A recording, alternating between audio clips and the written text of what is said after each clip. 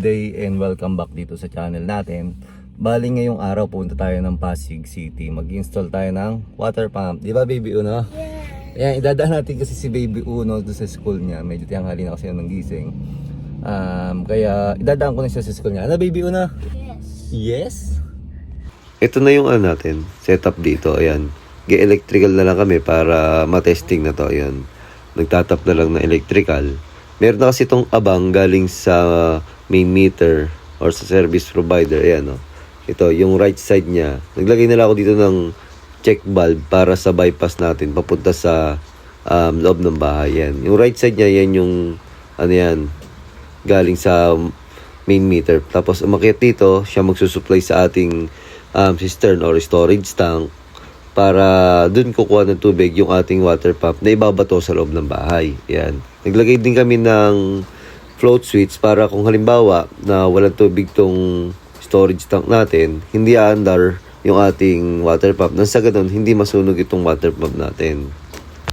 Nag-welding nga rin pala kami ng nitong angle bar para ma-elevate natin yung water pump. Nang sa ganun, hindi mabulok itong kanyang base. Kasi, ayan, pag laging nababasa, pwedeng mabulok to or masira agad itong ating bladder tank.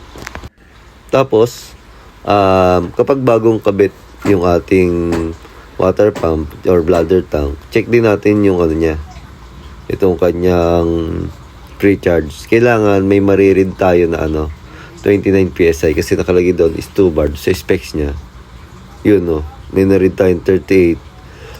Gagawin natin, babawasan natin yan kasi hindi siya accurate dun sa pre-charge niya. Dapat mga 29 PSI lang. Masyadong mataas yung 38 PSI. Yan, ilalagay ko na sa bar yung pag-read natin. Kasi nakalagay dito, ayan, 2 bar dapat yung pre-charge. Sasakto natin ng 2 bar, ayan. Nasa 2 bar na. Natin. Itong PSI niya, yun, 29.1.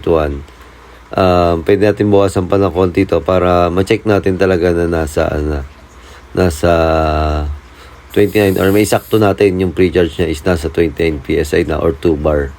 Yan. Yan, ito lang yung setup natin na ginawa dito sa Pasig City.